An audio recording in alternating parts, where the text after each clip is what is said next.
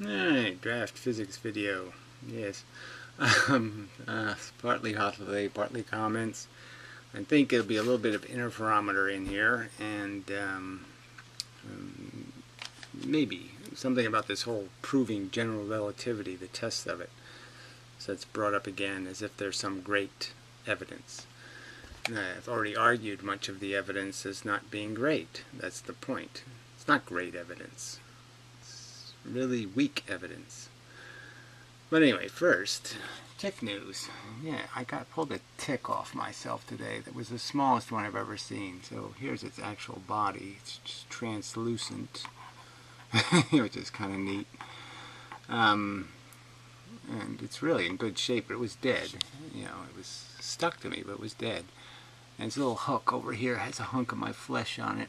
You can sort of see that little hunk of flesh on there. Ew. Anyway, so lime tick, style tick, deer tick. But so small. I mean, I can't even, I'm almost amazed, kind of, that I even found it. It's so small. So this is the head of a needle right here. I mean, I couldn't get a good picture because it's so highly magnified, but you can sort of see how rough that is. That's the head, that's the point of a needle. And there's the tick. I mean, it's not much wider than the full width of the needle. So just kind of incredibly, you don't need the picture of me in there. Just an incredibly small, I mean, smaller than the period. You can see the texture of the paper that he's sitting on here. It's how small this fucking thing is. Incredibly small. I mean, it's huge magnification, like 70, 80 times. A lot of magnification. Well, it's obviously more than that because it's an image, digital image. And the real tick is the size of a pixel on this screen. I mean, I can show you the real tick. It's actually, I'm on a piece of tape here, but you're not going to be able to see him because he's so damn small. But that little dot, it looks like two dots to me because I can't see anymore. Maybe you can see that. I don't know. Let's do it this way. That little tiny, tiny speck of shit, the big piece, not the little one next to it, but I mean, that's how small it is. There's a little piece of dust next to it. But that's how big, look at the size of my fingernail, look how small that thing is. And that's this little critter. That's it. This little tiny, tiny speck is that critter. Anyway, I'm just pointing out, it's just horrible living like this. With this kind of threat hanging over your head. You know. Yeah, it sucks. I haven't had a tick on me in a month, which has really been the first month I've gone without a tick. Just amazing. But yeah, anyway, just kind of disappointing, you know, to be tick-free for so long and one shows up and just, fuck. So anyway, just thought to throw that in. Alright, comments, I guess. Yeah, I'll put the camera down for this part, I think, because I don't think I need to draw anything for this part. Greetings, I'm a new subscriber. Notice you addressed the topic of ether in empty space, and I was wondering if you were familiar with the sag-neck interferometer. If so, does results achieved with this device influence your view on space ether? Thank you for your time. All the best. Alright, well, it was interesting. I hadn't heard of it, but it's just another version of the interferometer. So instead of separating light, you know, one goes through this way and one goes this way kind of thing, it does that, except instead of bouncing it in independent mirrors, the two different beams take the same path and come back in. So they're using the same path. You know, which is an interesting bend on the experiment. But it doesn't fix the point I've brought up that no one's addressed. So I'd like the whatever his name is, guy, especially to address the point. Because it's a real, I mean, I'll draw the picture again. Yeah, sorry, camera moving. Not technically correct, but anyway. I'll do better maybe next time, or some century involved in the future. Anyway, so the point is that the first thing to understand is the beam splitter, the mirror that reflects, and then one part of the beam goes this way, one part reflects. The problem is that this is where it's creating the Newton's rings, because it's a diffraction grating going through. So when you go through a half mirrored mirror, you're essentially going through the same thing as a diffraction grating or it's lots of double slit experiments. You could look at it that way. And so the light ends up getting diffracted, bent. So the light taking this reverse path is starting to diverge right from the beginning. And so the point is it's going to travel through a whole bunch of paths, mirrors it's going to bounce off of, and then the two beams are going to be recombined again. And the point is this one diverged through the whole process, while this one is only going to be, the new beam is going to come out this way. This one doesn't diverge until the very last path, the very last mirror, is the one where it starts to diverge, and only diverges this little tiny distance. So one thing is diverging the whole length, and the other thing is only going to diverge at the very end, and so it's just going to have a tiny divergence. So that's a huge problem. So the more mirrors you have, the longer you make this distance, the more you emphasize this problem of the divergence. Now, even the standard idea of creating a Newton's ring pattern is always by divergence, always by the beam spreading. That's how you create the ring, it's the spreading of the beam. Now the problem with that is that also I haven't seen addressed, nobody's pointed it out, is that this middle distance is the shortest distance, and that any of these other distances are longer. So each ring is automatically at a different phase.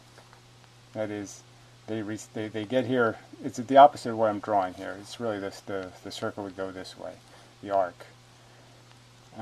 So there's a arc difference, which means that at each one of these rings the phase of the light is slightly altered.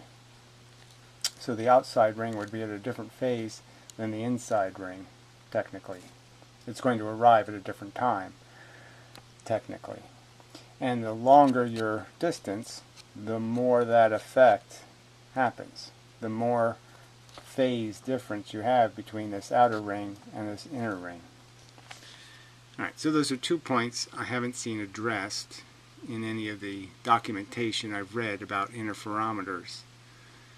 And this is the classic way of creating the beam splitter, in the sense that they always end up creating Newton's rings. No one ever explains why they're always comparing the phase difference by comparing the two patterns of Newton's rings, the phase differences and the target difference, where the rings are, where the rings cancel, where the rings don't cancel. That's how they're measuring the phase difference, and the thing creating that phase difference is the divergence of the light. And the divergence is traveling uneven paths. So the sardonic thing has exactly the same problem. It doesn't do anything about this divergence issue. It's using the same kind of beam splitter, and therefore is subject to the same critiques about its capacity to even measure what it's saying it's measuring with any kind of accuracy. Okay. Yeah, so that went fairly well. Moving on to the next bit of stuff. Then we'll play the rest of half a day. I got to finish half a day. Alright, let's see. Once a belief comes to occupy part of the human brain that is dedicated to religion, it will literally impossible to change that person's mind. That's just a proclamation, and I'm not going to bother reading the rest. Those are just statements about some kind of human psychology, and it has to be that way, and it doesn't really have to be that way. People have eureka moments all the time. They realize things. Well, let's see, I wrote quite a bit here. Maybe I'll read some more. Unfortunately but true, human evolution has evolved the capacity to even hunger to believe certain things regardless of whether they make rational sense. Well, obviously they make rational sense to the person who needs a rationalization. So it doesn't make rationally sense when you think about it to eat other animals, because shit, it's obviously not a good day for the animal. And so your good day minus their bad day isn't a positive thing necessarily at all, because their bad day comes down to torture and shit, and your satisfaction is just yum yum. Yeah, yum yum probably isn't worth torture. All scientists say, all scientists that have advanced understanding inevitably find themselves as outsiders, beating their head against the often blatant stupidity of what people have subsequently decided to believe. Well, I don't think that's even true. Lots of scientists are living perfectly happy lives as mystics, as the head witch doctor, and they're being revered. I mean, people bowed at Einstein's, supremacy as the king of brain. And frankly, I think he was wrong about almost just about everything. I assume that you will never change the minds of those you communicate with here on YouTube. Very few people have the experience with abject atheism, and underscores your intellect, and mine too, that would be necessary for them to make the advance that you have made. I'm just saying I think all it requires is a little bit of intellectual honesty. And the fact that you don't want history to bury you on an ash heap. See, it was sort of important to me to say, hey, I'm not going to get buried on the ash heap of some historic retarded move. So that's always been part of my awareness, is don't be an advocate for something archaic and retarded and stupid for personal selfish reasons, because you'll end up on that ash heap thing, and that's not a good thing. You don't want to be an ash heaper. Theoretical physics isn't the only science on the planet. That's not really the point.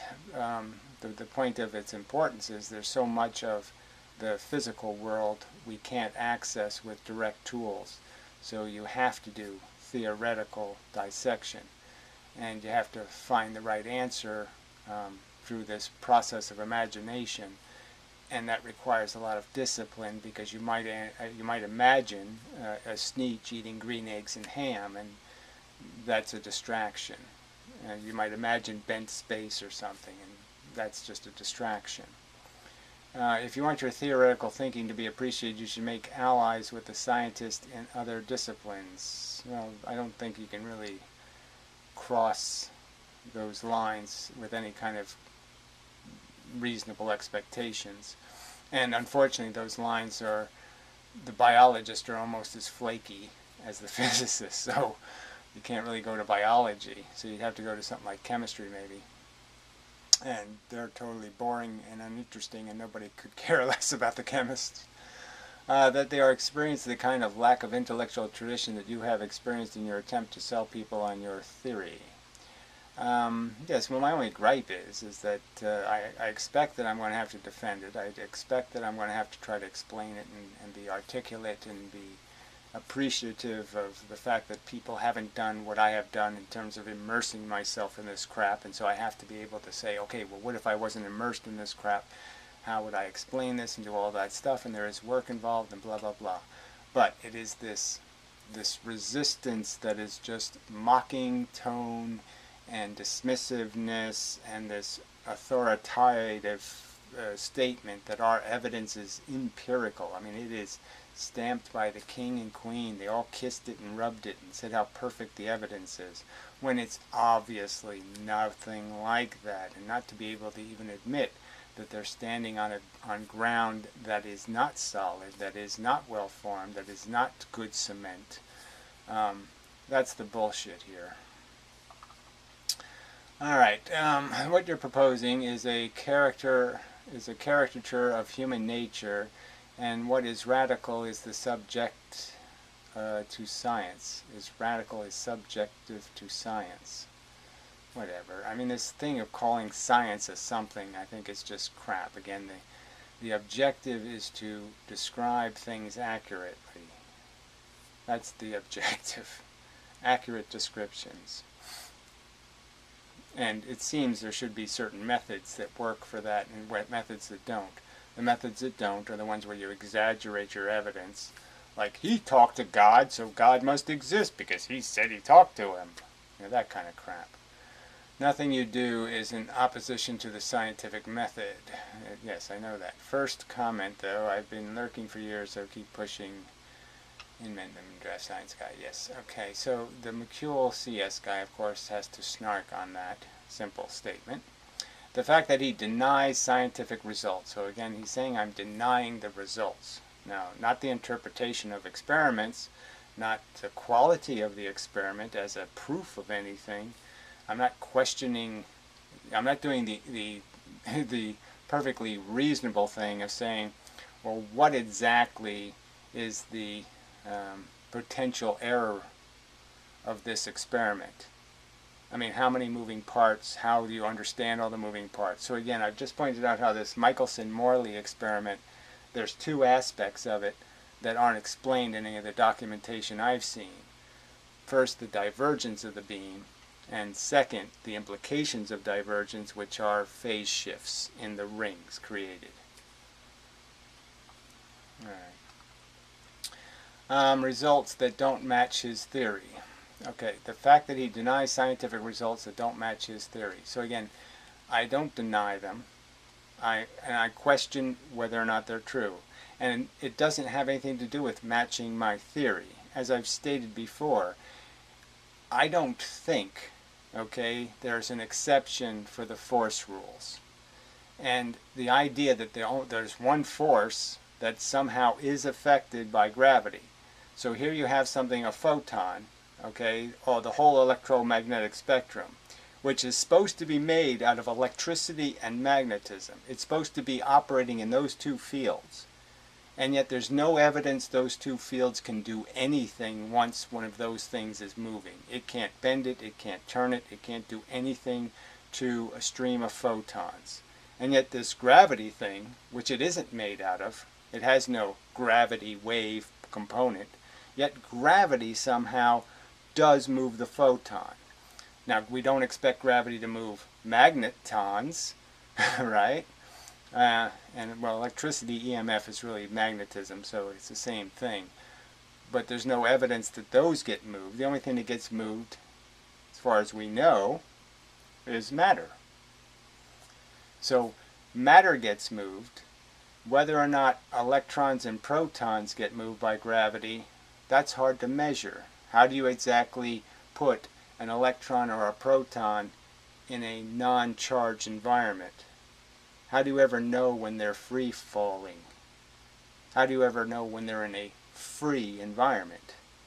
So how could you ever measure the effect of gravity on those individual material, sub-material bits? But the point is somehow you know that photons are moved, though. That you know for certain. You can't even really measure, they can't really measure the weight of protons because it's too hard to put them in a non-charged environment. But somehow they know light does it. And I'm saying the experiments are weak evidence. The experiments have very tight margins of error in the sense that one subtle mistake and the experiment is shit. And they haven't been sufficiently, they're not repeatable.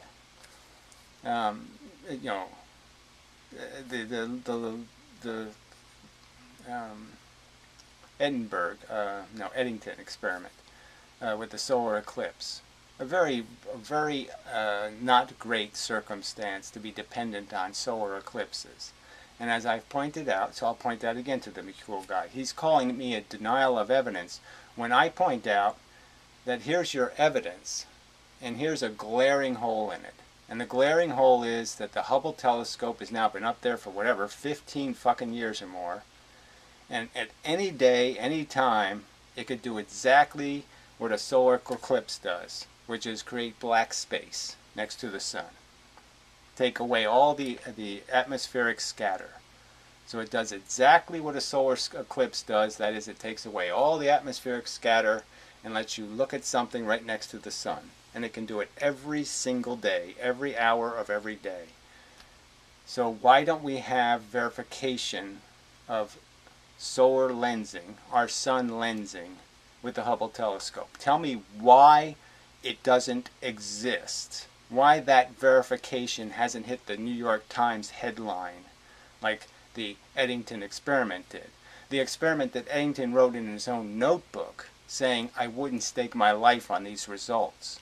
In his own notes, he said that. And yet you tell me I'm denying this proof that's undeniable. I have no right to say, maybe that evidence isn't what you think it is. And again, even if you give, like I was trying to say, I didn't get to the real point about the photons, but my theory is not dependent in any way on photons not being moved by gravity. My theory just couldn't really care less if there's a special rule, okay, that allows photons to be moved by gravity, but not magnetism or electricity. My theory says, fine, if that's the rule, that's the rule. It's not catastrophic in any way to my fundamental theory. We just have to figure out why photons are special then. But that's it. You know, one of the experiments now cited, well, I'll read the rest of his comment just to get to that point. Theory, and won't conduct any experiments of his own. So again, he says, I won't conduct them. Well, what I won't do is do an experiment that won't tell me anything. So yes, I expect to do the experiment with some expectation that I can do it with the precision necessary. So as I've stated, I have the 2-slit experiment set up on my porch, and frankly, I wasn't getting clean enough bars. So until I clean it up, it's not worth messing with. Why mess with something that's not already got defects in it? So until I get the defects out of it, yeah, I'm not going to sit there and say, here, look, here's the results. Second, some of this stuff gets expensive. I mean, I'd like to get, real precise little stuff, but I know some of this stuff I have to jury rig because I'm not infinitely wealthy. I'm in fact incredibly poor. And so this expectation that I can just sit there and go on eBay and spend $20 on this and $78 on that, $90 on that, that's a silly expectation because I can't do that. I'd like to be able to do that, but I can't do that.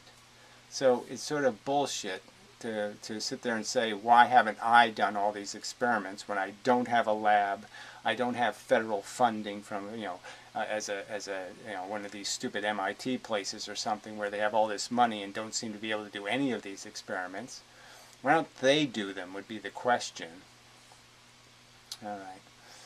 Let's see, totally not in opposition to the scientific method. So again, you think it's the scientific method to keep citing Eddington's 1919 experiment and then the 1925 one, which wasn't any better, where he had 10% of the stars he was hoping to see. Instead of 10,000 stars in his field of view, there was 1,000. That's okay with you. That's the scientific method. And again, not using the Hubble telescope to do the same experiment in 5 minutes anytime you want to. That's not the scientific method to wonder why the fuck they don't do that. So DG Dave says to him, can you point to such denial? Well, of course he can't point to the denials because I haven't denied the experiment. I haven't denied their results. What I've denied is that those results manifest into something called a proof that I have no choice but to accept, that it's been proven that photons are moved by gravity, when I'm saying I don't see this as proof anywhere close to what the proof standard should be.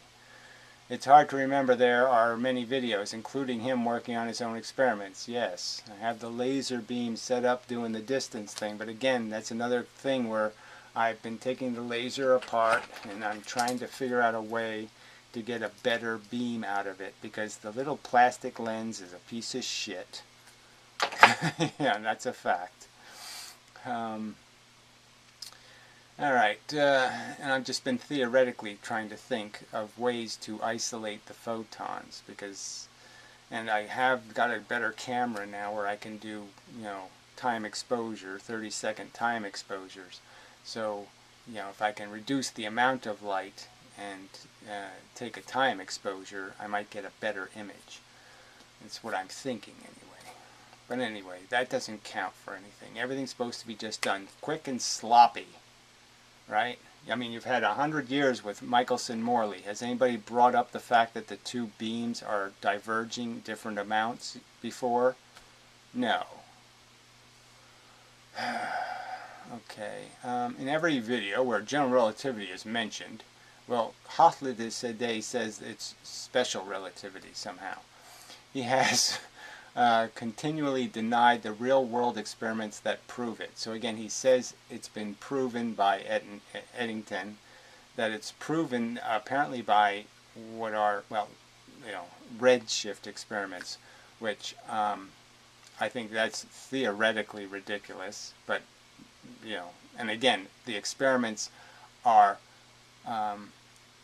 so fringe in terms of their theoretic capacity to measure what they're claiming to be able to measure. Just like the stupid gravitational lensing thing, which is also now mentioned as one of the proofs of general relativity. Ironically, if one considers what they're saying existed, two black holes crashing into each other, Einstein wouldn't even concede that as a possibility. And yet they're saying this validates his theory. Sure it does. All of the experiments done over the past 100 years. So again, he's saying all the experiments done over the past 100 years are some exemplary, simple, perfect, clear evidence that it's totally beyond any kind of reasonable question. You can't reasonably question why the Hubble telescope hasn't taken a picture of our sun lensing. If it's possible, the Hubble telescope has nothing but a perfect opportunity to see it. If it existed, the Hubble telescope should have saw it. And the reason why the pictures don't exist is because the Hubble telescope couldn't find it. Time and time again, when his evidence has been brought up, again, what evidence? He says he's denied it. I haven't denied the evidence or the experiments. I've denied that they are conclusive, that they prove anything. They're weak evidence, not strong evidence. So again, he's saying the lensing images, they even mention, again, on the proof page, the Mercury thing is brought up. And if you go to one of those technical websites and actually talk to people who do the math, Einstein's field equations, you'll find them arguing about this very question, about whether this has anything to do with relativity in the math. Because really what the math is doing is changing the center of gravity of the sun. That's causing the precession of Mercury. See, when you do it Newton's way, by M1 and M2, you fuck the experiment because the Earth is actually moving the sun. See, it's just a little bit obviously because the Earth is so much smaller than the sun. It's a tiny influence, but those tiny influences every second add up, and so the sun is actually processing in its orbit. And its precession from all the other planets, the gravity pull from all the other planets, adds up to a movement of its center of gravity, which changes the gravity of Mercury, causing the precession. And so there's whole arguments about the very fact that the math is really just demonstrating a change in the sun's center, the sun's position, where in Newton's math the sun had a solid position. The sun didn't move. Everything else moved. Anyway. Let's see. He's denied the real-world experiments that prove it. All of the experiments, he says, done over the past 100 years. Time and time again, when his evidence has been brought up, when this evidence has been brought up, he has denied it. So again, that's his honest statement, and he thinks that's an honest description of what I've done. So if you critique an experiment, or you say an experiment is wrongly premised, if you bring up some fact that might indicate the experiment's not capable of measuring what it says it does, like the fact that the beam's diverging, or the fact that polarizing filters aren't 50-50, that's being just an obnoxious denier of their fundamental factual truths. Again, you're the one that's going to be on the ash heap with this crap. Okay, it's just another one of these people who threw rocks at the truth talkers because of your fanaticism. Because this isn't a difficult question. For you to admit that the evidence isn't as good as it needs to be called a proof. You can't go to court with this evidence because you can't win the case. If somebody's life was at stake, this evidence isn't good enough. If somebody's life was at stake on the issue of whether photons are moved by fields of gravity, you don't have enough evidence to execute that guy, and you know it. If that's what you did in death penalty cases, if this was a death penalty case and the guy was going to die, okay, because of your confidence in this weak evidence, you know it's not good enough evidence. You know the governor would say, fuck you, I'm not signing that if he was a reasonable person. Because that evidence isn't good enough. And you know it if you were an honest person. Okay, he also denies how the double slit experiment works. Again, where have I've shown the fucking experiment, and he's calling me the denier. Where have I denied the single slit diffraction pattern? No, that's what the professors at MIT have done. That's what the professors at Stanford have done. That's what the professors at Yale have done. And I've shown them doing it. So don't talk to me about what I'm denying. God, you're an outrageous cunt.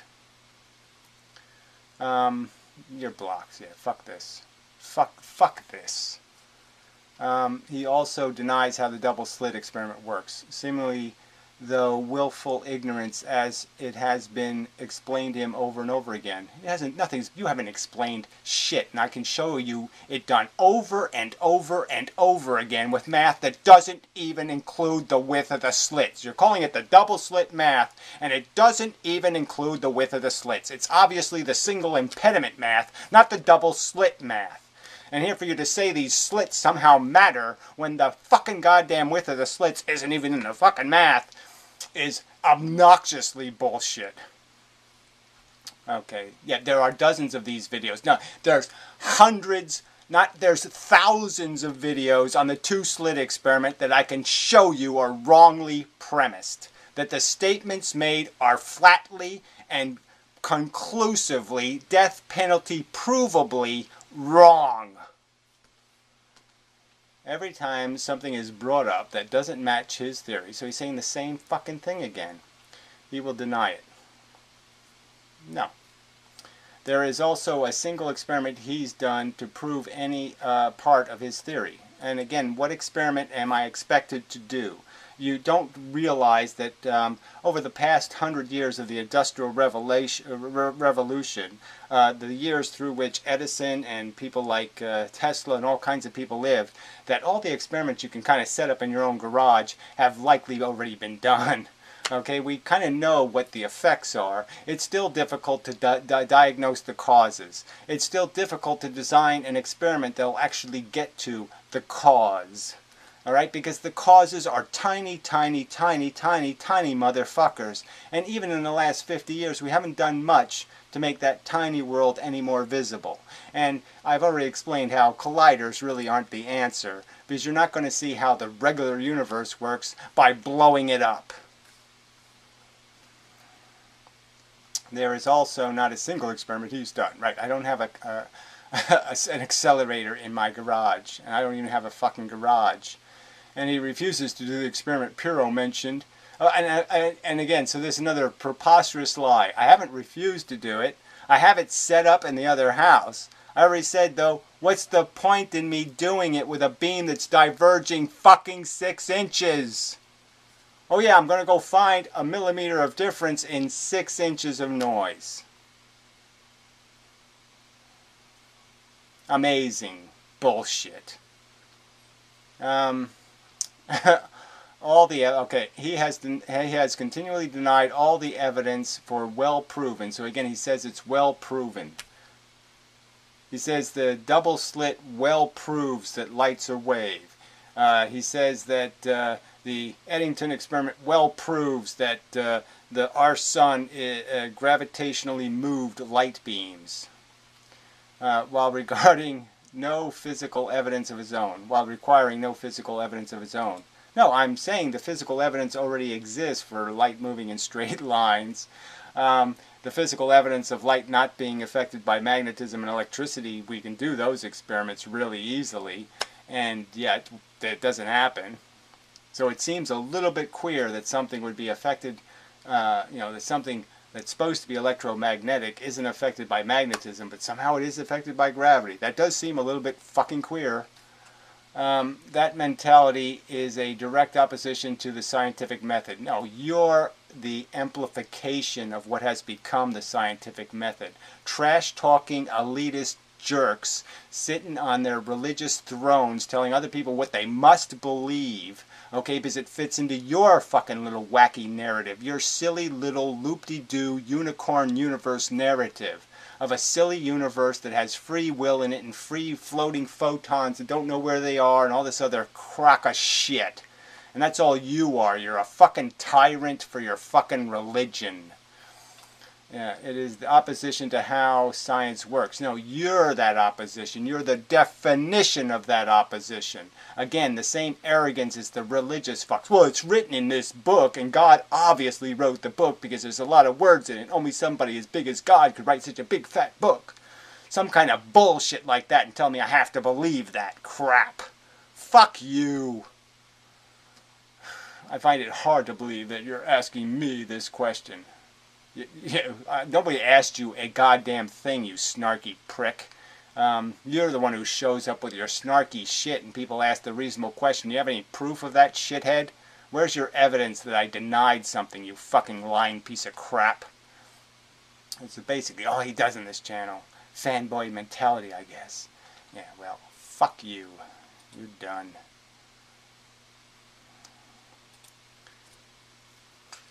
Disgusting piece of shit. Oh, he says here, no real-world experiments have proven general relativity. This is James McGrane. Arguably, they have failed to refute it.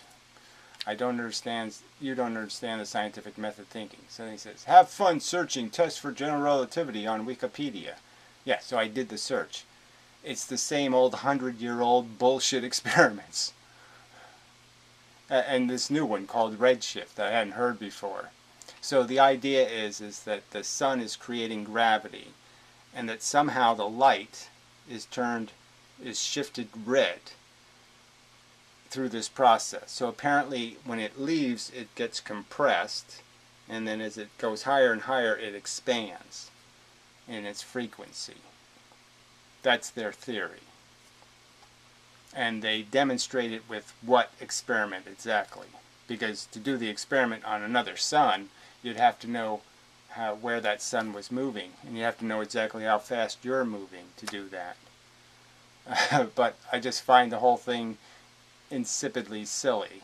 That's somehow, again, the same Einstein who said light always travels the speed of light, blah, blah, blah, blah, blah, is somehow able to compress the frequency of light. Now, if you compress the frequency of light, in a sense, you're going to have to compress its velocity. If you don't compress the frequency when it leaves, at the moment it leaves, that's the only chance you have to compress or expand the frequency. If you compress or expand it at some later date, then you're creating more distance, all right, which means more velocity. So by Einstein's own theory, he's basically just admitting again that he breaks the speed of light in gravity. Because as the photon goes further out, the frequency increases, which means the distance between the tons is increased, theoretically. Therefore, they're traveling more distance. Idiots. Alright, let's see, on Wikipedia, just to start. Yeah, so AMA is a joke. There's no evidence on that fucking proofs of general relativity page. No proof. Okay? There's lots of weak evidence, and they won't admit how weak it is. I know this is wasted on you, as it is on Amendum. Yes, it's wasted if you're going to declare this as proof of something. Okay, especially, and again, this is this whole confirmation bias, because I haven't even brought up what the motives of these people doing the experiments is, right? I mean, the editing experiment should be discounted on the grounds that he was terribly biased right from the start. He was a huge whore for Einstein before Einstein was a household name, and it was his deliberate intent to try to validate Einstein's theory. That was his deliberate intent in doing the fucking experiment, was to prove Einstein right. Oh, that's a good scientific method there. No problems there. Nobody should be at all suspicious. You know, when the guy who's going to make money, so to speak, off the deal, finds the money making results. Yeah, that's a little bit grotesque. Might as well be arguing with a flat earther. Right, exactly. I might as well have a conversation with the worst of them, because that's what you are, the worst of them. You're a liar, you're an exaggerator, and you suck. Which reminds me of how utterly pointless posting on this channel is. Thanks for reminding me. Yeah, well, you don't have to worry about that anymore. Just fuck off and die. You're a disgusting, lousy, rotten human being. You lying piece of fucking shit. Okay. Might as well hide his comment too. Yeah, since I blocked it. No harm, right? Yeah, I already did that. But does it really matter? Okay. Let's see, so it says, Mayul, can you name an experiment that Einstein did that wasn't a thought experiment? Yeah, so again, he's talking about me doing experiments. Einstein didn't do shit for experiments. So, and this other guy just trashes Wikipedia, which deserves to be trashed, but frankly, I don't think that's the argument we need. The argument is that the evidence is incredibly weak. There's nothing here you would kill somebody over. There's not enough for a conviction. Scientific Wikipedia is for fools. Wikipedia is a consensus-basis tool. Enemies of science is consensus. Well, the fact that it is based on, you know, this, whoever gets the majority controls the narrative is a little bit disgusting. And the fact that they do make every effort to deny opportunity to just allow somebody to put their critiques on the public page is a little bit disgusting. I mean, it can't hurt to allow people to hit a link where people who oppose what the propaganda that just got spouted is can voice their opinion. I mean, there's no harm in linking to it at least. So it just shows that they're really not interested, you know, in anything but propagandizing. Alright, so let's see. I was wondering how, let's see, so this is David Davidson. Interesting video. I was just wondering, how did matter come to be in the first place? Well, again, that's not a question either science, conventional, or me can answer. According to your theory, a force cannot interact with force, assuming there is only force in the beginning of the universe. Well, again, that's your assumption.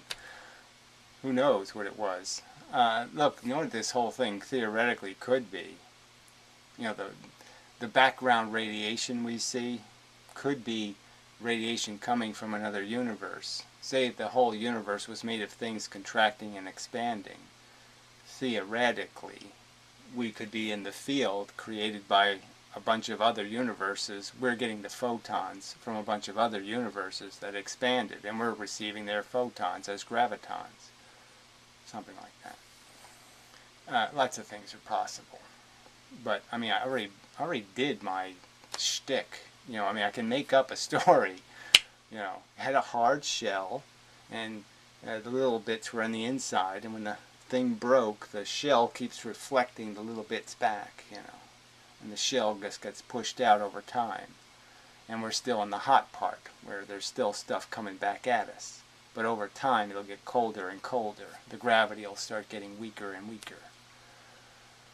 I'm not criticizing your theory, which I think is perfectly sensible overall, but this I don't get. Well, again, I don't know why you're wasting your time trying to figure out what happened to create the mechanism that is this cause and effect chain we're part of.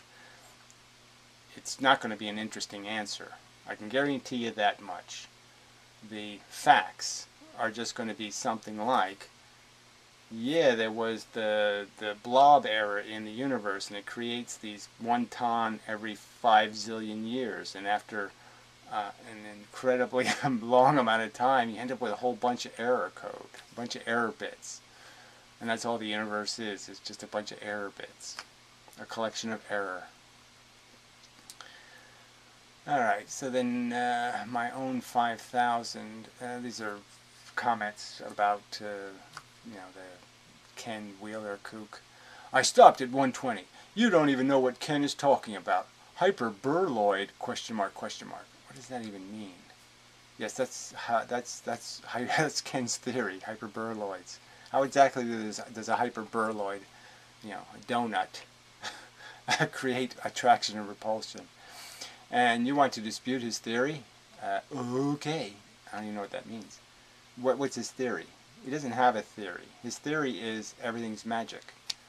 Little perturbations in the magic ether. Kind of what used to happen to Dr. whatever, Vygotsky, who cares? Scientists who put him down then admit that they had not read his book. Well, I'm sure he's just as stupid as you are, this Dr. Validity. What did he come up with? It's probably really stupid. Rockets don't work in space. What? Jesus.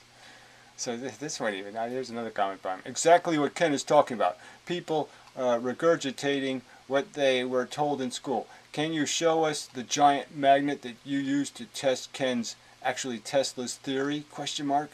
What theory did Tesla have about the giant magnet? What theory did he have? What? You don't have one? Yeah, that's right. Yeah, don't waste $1,000 on a magnet. That's right. Or $25,000 on a camera, because I'm not fucking insane. Yeah. Alright, well, here's another comment. I guess I'll read it. I'm never going to get to half of it at this rate. If tons are forced and interact with matter for the purpose of movement, and that movement is created by the partial absorption and refraction or reflection of tons by the matter, would the location of where the tons hit the matter in some way influence the direction the matter moves? Of course it would, but the point is that the impact is always complete. That is, it's either a complete reflection or a complete 90-degree turn in the force.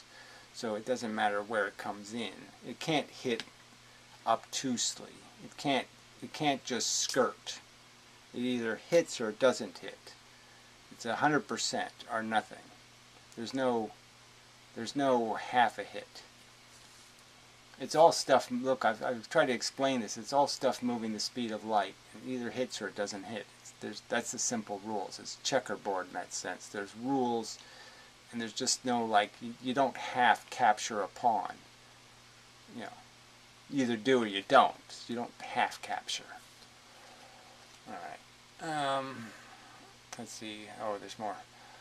Reflection of the tons of matter would be the matter saying, what the hell is this? I stopped in the middle of a sentence, I guess. Purpose of movement and movement created by partial absorption and reflection of the matter located where the ton hits the matter. In some way influence the direction the matter moves? Question mark. Okay. Would the form of the matter play a part in how the photons propel it? Well, again, the form is, we're basically arguing some of those points. I haven't decided how massive an electron needs to be. So how fast something moves is going to depend on, yes, whether it's an elephant, you need more force to move it than if it's a seagull. So, obviously the mass of things is going to decide how much one quanta hitting it will add up to. Because as I pointed out, the one quanta goes in, but the one quanta has to move all of the other quanta that aren't moving that way. So say if 1/4, or no, let's say 1/6 of your quanta are going this way. Alright, 6 dimensions, 3 dimensions, 6 ways to go, let's say. 6 vectors. 6 half dimensions, however you want to put that. I mean, it can be anywhere in that dimension. I'm just, but there's 6 of those quadrants. 6 quadrants. So 1/6 of your stuff isn't going in the quadrant of the motion. So this motion comes in going in this quadrant. Alright? Anything not in that quadrant essentially has to be, the force has to be spread over all those bits and move them 1/1,000,000th of a quanta in total movement. So yes, you hit an elephant with a photon and it's not going to move very much. It's going to move, but it's going to move so little that you're not going to be able to measure the movement, because it's, 1/1,000,000,000th of a Planck quanta. You can't measure movements that small.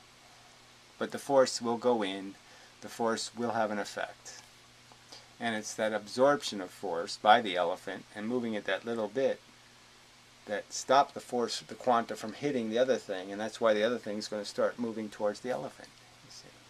And then once the other thing starts moving towards the elephant will get hit less, and the elephant start moving towards it, you see. It induces gravity.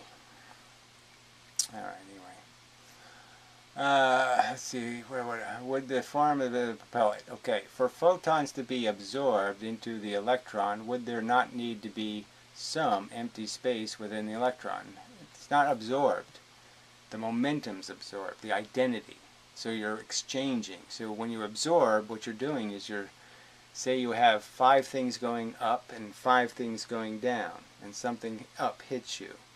Well, one of your downs, or what realistically will happen, one of your left or rights will become a 6 now, a 6th arrow going up, and you'll get rid of one going this way. So now you'll have 5 this way and only 4 this way. And so now you have a balance that's crooked. That's why electrons fly crooked. It's because when they exchange certain force, they do it perpendicularly, and that way have momentum in 2 directions, essentially because they create imbalance in the tangential or perpendicular dimension. Another way to say that, if you just think of it as a reflection, the point is the absorption is an exchange. So they don't just absorb it and nothing happens. They absorb it and the reflection still leaves. So they change the identity of a bit. So they either change a thing going this way for a thing going this way, which is essentially what happens. That's what the reflection is. So when you have the reflection, the thing going this way comes off. The thing going this way came out of here, and the thing that was going this way stayed in here. You can think of it that simple. That's what a reflection is. A reflection is basically something changed that was going this way is now going this way. And this thing made the change. It has the change in it. But it didn't keep the ton, it exchanged the ton, is how you should look at it. Alright. Probably enough. Probably. Alright, half a day. We'll finish up and get out of here. I was going to do some other pictures, but I don't know if it's worth it. I mean, just a quick little on momentum and matter. And the point I'm getting to in terms of how you maintain momentum. So I've argued that electrons, by the evidence, okay, you can't maintain, you can't create an electron gun in the strict sense of it. Electron guns only work inside a vacuum tube. Okay, you have to have a tube, and then you have to create an anode and a cathode, and you have to basically force the electron to go where the path is of the charge difference. You create a huge voltage, and the electron jumps the voltage, and that's how you get an electron to move. But an electron won't move past that point very far. So if you make this gun and shoot electrons and they're going fast here, okay, as soon as they get past, then you turn off this, and so the electron keeps going. It dies really fast. It loses its momentum. So you can't just shoot electrons into the atmosphere. You couldn't hit somebody 50 feet away with electrons. It just won't happen. And the question is what things can you shoot?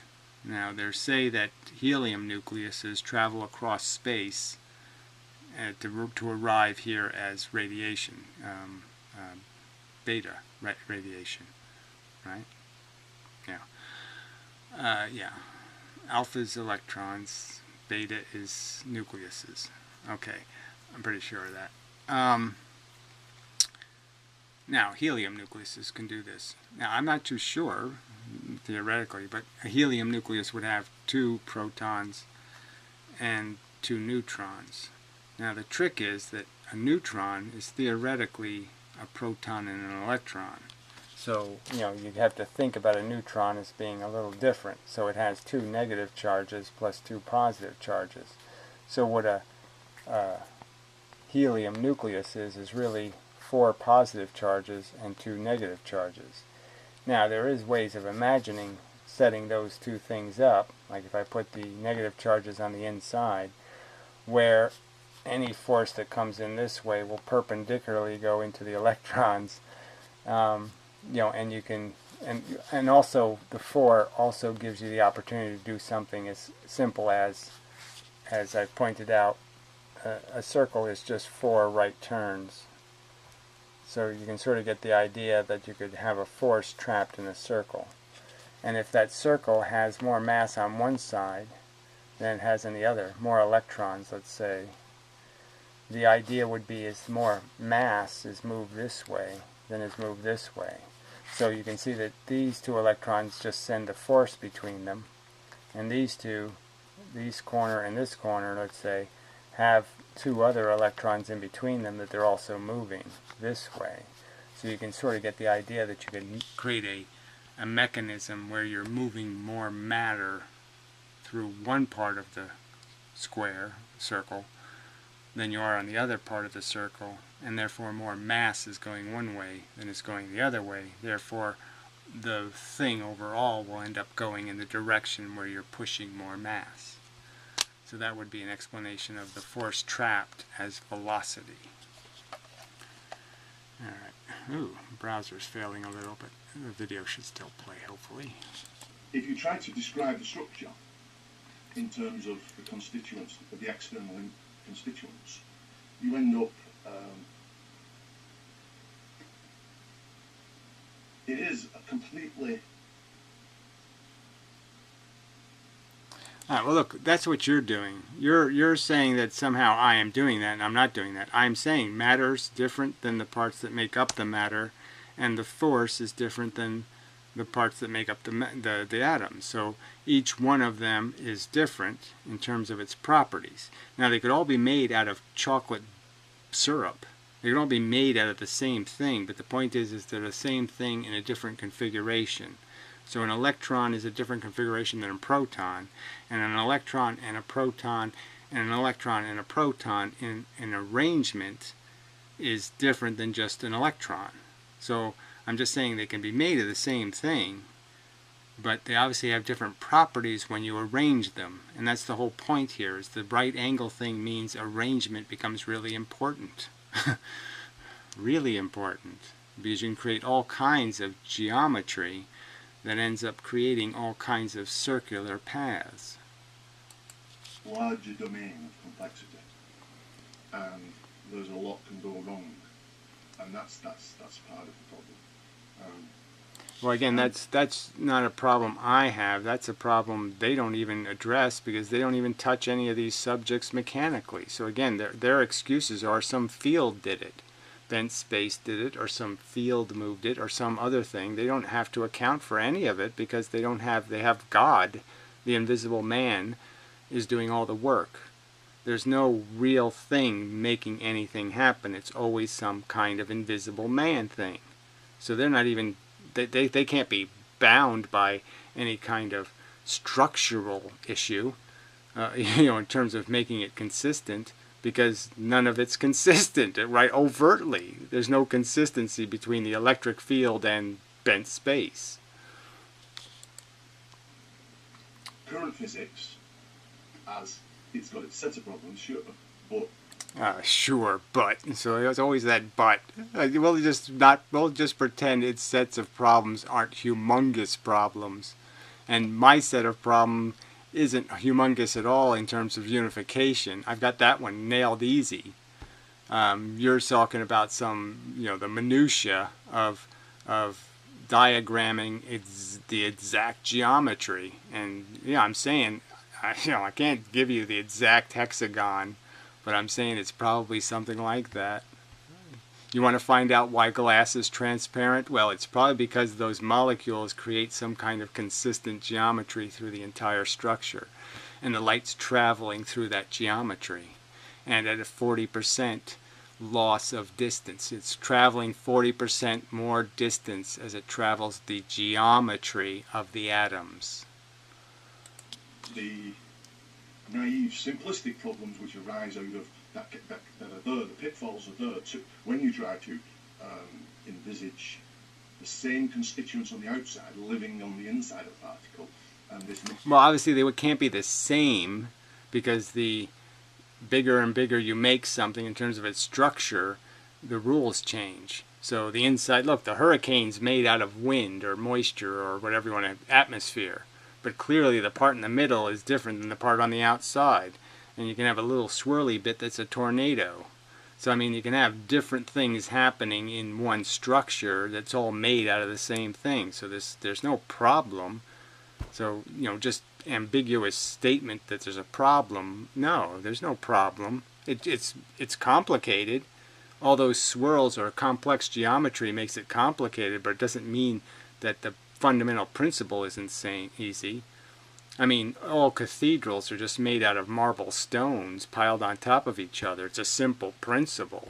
I mean, clearly it gets complicated, you know, when you have to make arches and all this other stuff. Notion of the transmission of identity and whatever you say, they're all the problems which are arising when you talk about structure. So so again, the problems aren't arising. You're making them a problem. You're saying that there's somehow obviously these are terribly awful, onerous challenges to overcome, when conventional physics hasn't even touched them. I mean, they just say, look, light travels slower through glass. They don't tell you, they don't give you the exact geometry explaining why, and you're perfectly comfortable with that. You're perfectly comfortable saying, okay, I get it. It has to go through some kind of stuff, some process, and the process takes time. They don't give you anything. They don't give you a blueprint of the slowness. And here you are telling me I have a problem because I'm not giving you a blueprint. I mean, this is just bullshit. Sorry, bullshit alert. You can't talk about the structure on the one hand, the travelling identities, the needing to be pushed, the square, you know, the explanation of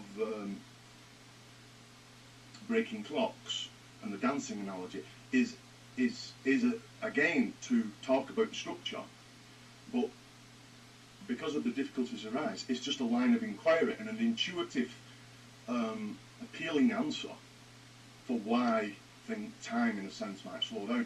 But it doesn't give the other answer, that special relativity, about why we get length contraction. Well, again, you say we get that. All right, and the evidence I'm saying that isn't something you can measure with any kind of tremendous accuracy either. But again, I didn't say anything about length contraction. There's no obligation. I said things get thinner, so to speak, because they lose less. They have less. They're less material. They don't even have to get thinner. I was just using it as a metaphor. That the idea is that as it gains velocity forward, all the fish are moving this way, and you're only hitting perpendicular fish. So I've made this point. The perpendicular ones are the problem fish. They're the ones going the wrong way. And as you go faster and faster the right way, there's less of these fish going the wrong way. There's less fish slowing you down, creating friction. It has nothing to do with contraction or expansion. You want to say it contracts, fine. You want to say it doesn't, fine. I don't care one way or my theory doesn't give a shit about contraction. That's your problem. That's your physics is obsessed with that kind of nonsense because it needs to contract things in one case to make it make sense. And as I just pointed out, in the case of redshift, it doesn't make any sense because if you start expanding things after they leave, the photon gets expanded after it leaves, that means you created more distance. That means it's going faster than the speed of light. If you're redshifting after it left, you've just made more space. Fact. Velocity.